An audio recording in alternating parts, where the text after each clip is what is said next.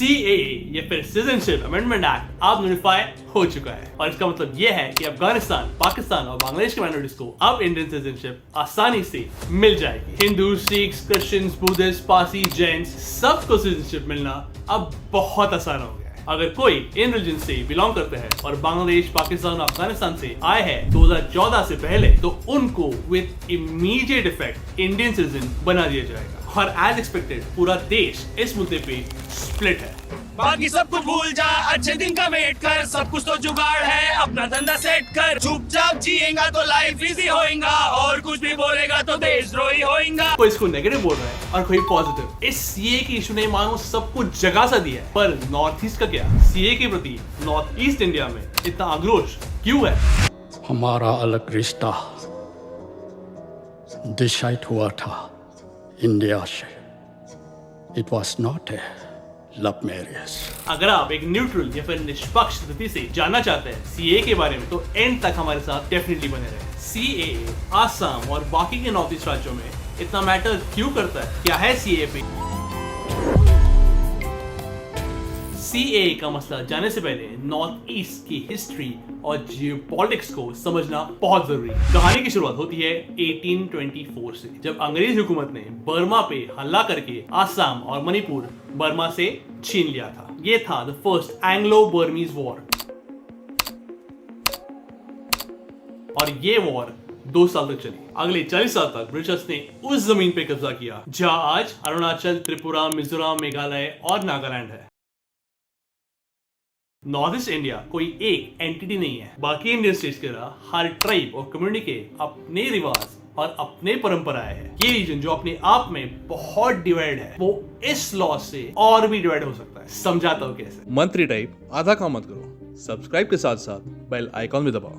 17th और 18th century में Britishers के आशीर्वाद से Christian missionaries north east India में बहुत एक्टिव हो गए और उन्होंने वहां के हिंदू और ट्राइबल पॉपुलेशन को कन्वर्ट करना शुरू कर दिया। मैंने ट्राइबल और हिंदू अलग अलग मेंशन किया है। हर ट्राइबल हिंदू धर्म में नहीं मानता था। मिजोरम में जहां क्रिश्चियंस 3% थे 1911 में, आज 91% हो गया। मणिपुर में क्रिश्चियंस 2% थे 1931 में, आज वो 40% हो गए। और नागालैंड में क्रिश्चियंस 1911 में सिर्फ 2% थे और आज 88% बन गए।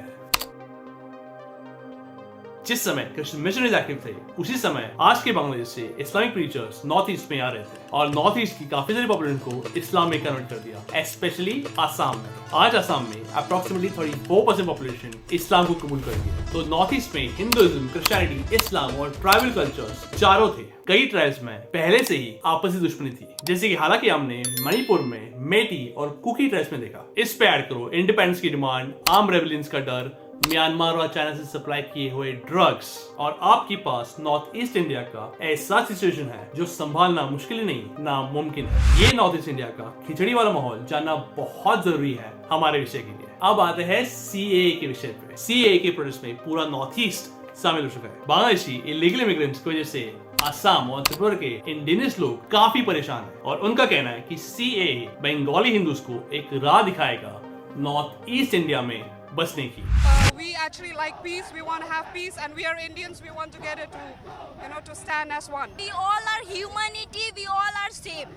We are not against the religionities. I repeat again, we are against the cap. We don't want to destroy the Northeast. We are the Northeast. We are same, and we want us to remain the same as it is usual. North east Indians का ये कहना है कि उनकी जमीन और resources already कम है और लार्ज स्केल माइग्रेशन से उनके आइडेंटिटी, लैंग्वेज और कल्चर पे नेगेटिव इंपैक्ट पड़ेगा। जो सीएए आज नोटिफाई हुआ है वो नॉर्थ ईस्ट के कई सारे डिस्ट्रिक्ट्स को एग्जाम करता है। नॉर्थ ईस्ट में अरुणाचल प्रदेश, नागालैंड और मिजोरम में आईएलपी या फिर इनर लाइन परमिट लागू है। ये आईएलपी का सिस्टम ब्रिटिशर्स से शुरुआत किया कुछ ट्राइब्स और कम्युनिटीज को प्रोटेक्ट करने के लिए, और भारत सरकार ने आजादी के बाद भी ये प्रथा शुरू रखी। इसके तहत कोई भी नॉन लोकल, चाहे वो इमिग्रेंट हो या फिर टूरिस्ट, स्पेशल परमिशन के बगैर वहां पे नहीं जा सकता। ये आईएलपी होने के बावजूद नॉर्थ ईस्ट इंडिया में सीएए को लेके एक डर सा माहौल है कि अगर बांग्लादेशी हिंदू बड़ी संख्या में नेबरिंग स्टेट में आके बस गए जहां